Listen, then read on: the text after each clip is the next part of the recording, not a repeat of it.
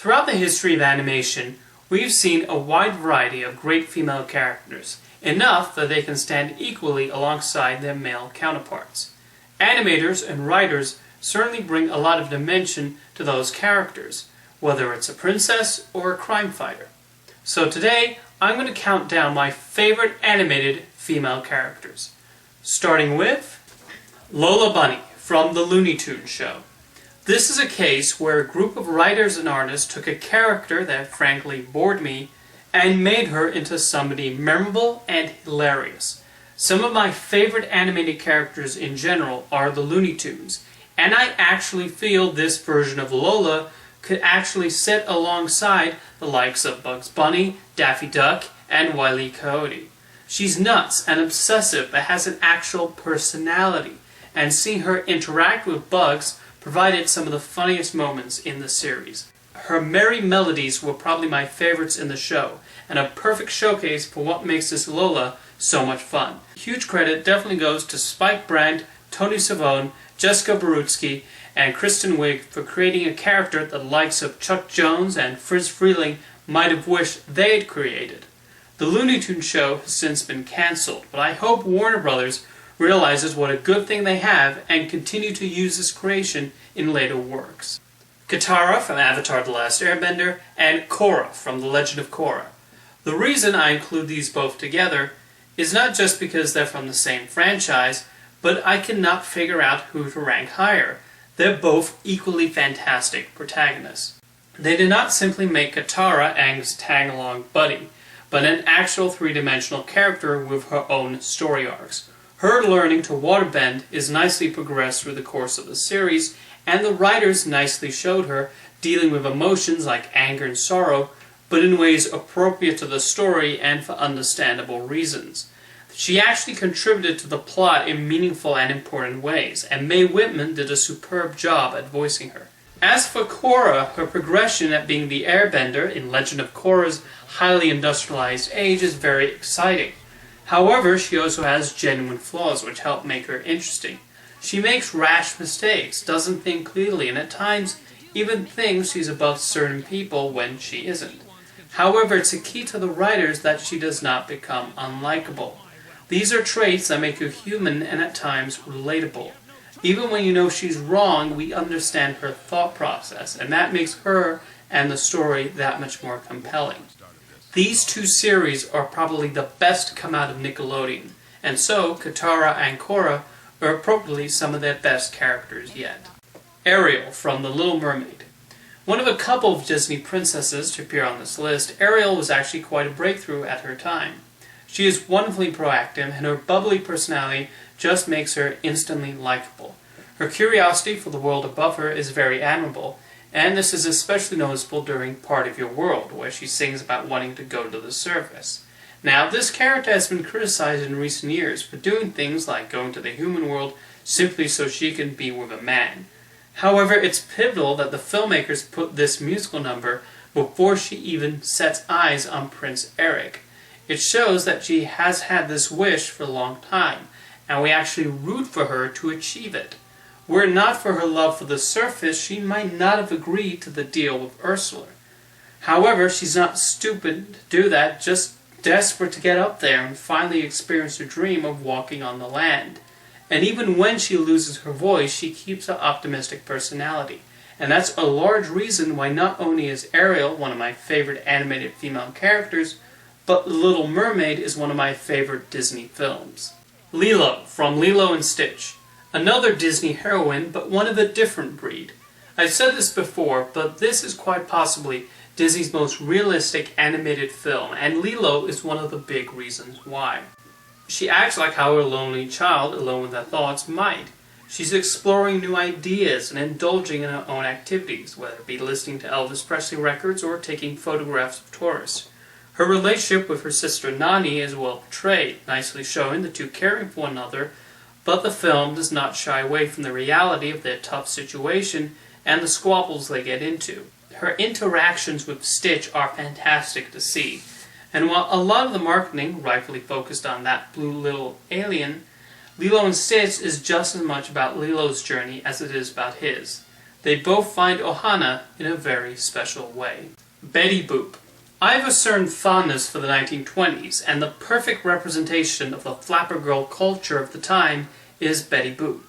Created by the Fleischer brothers, she's got this fantastic optimism about her. Regardless of her reputation over the years, she's actually a very smart character, taking on many jobs, and in many ways she could be considered the straight woman of this wild and crazy world she inhabits. Yet she actually fits nicely with the other rubber-hosed inhabitants of the Fleischer's world. There's a great surreal quality to adventures, but it's a credit to the Fleischers that they did not sacrifice character for strange imagery. Both can coexist peacefully, and while she may only be seen in merchandise these days, one look at any of her classic cartoons will show you what a wonderfully spirited character she is, and hopefully there's some sort of revival in the future, because she deserves more than just being stamped onto purses. Eve from WALL-E. This is my favorite animated film, and one reason is because of its ability to inject so much humanity into robots. When Eve first arrives on Earth, she's obviously just there for scientific purposes, but her development through the film is beautifully explored.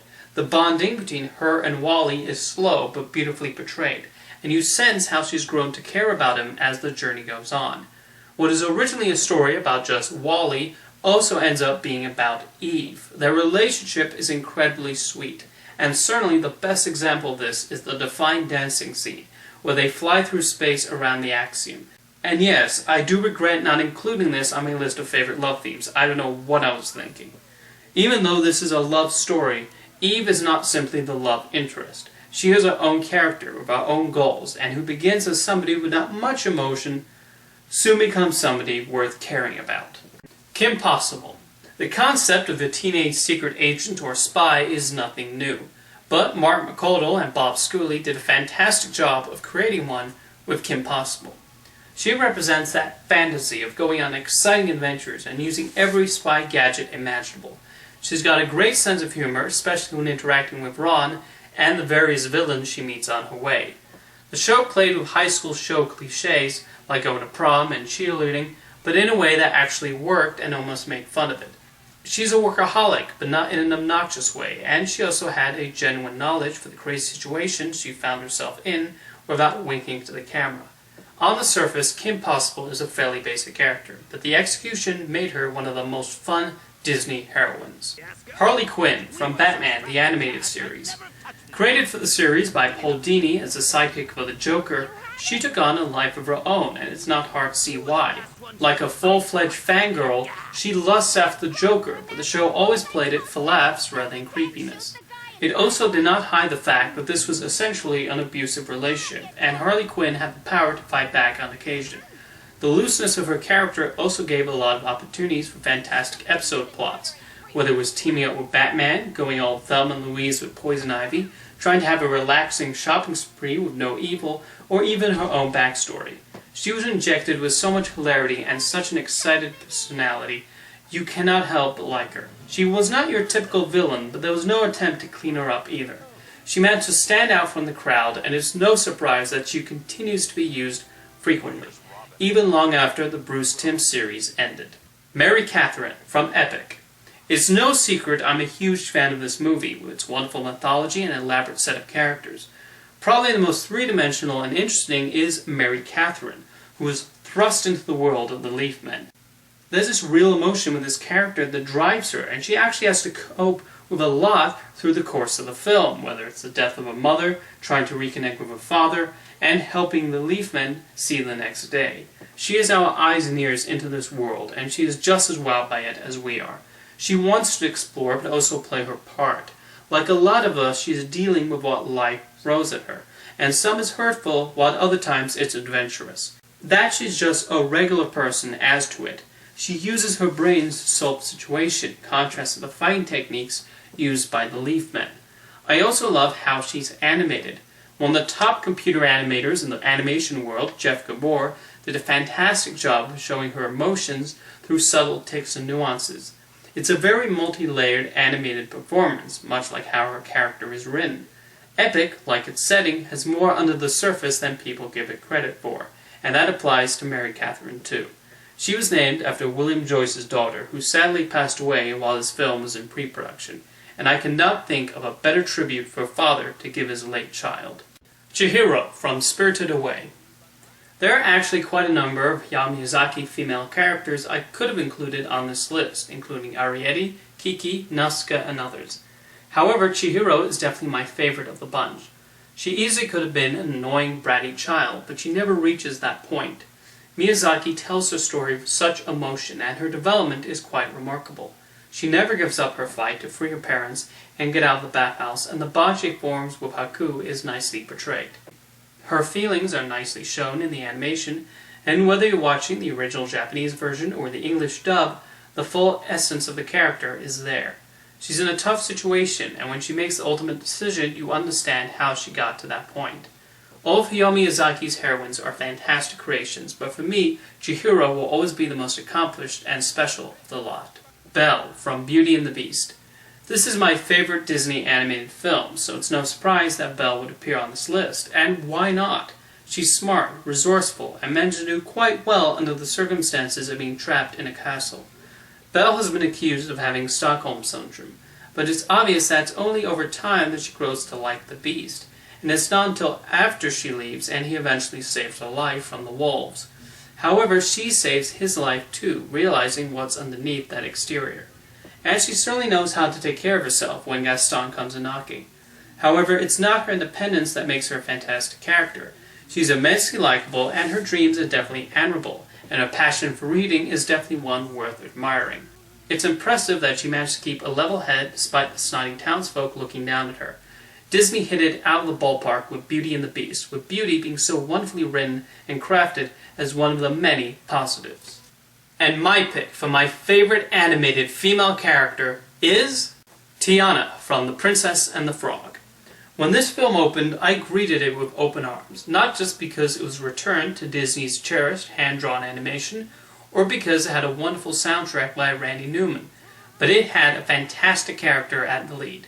Tiana is so determined that it's hard not to root for her.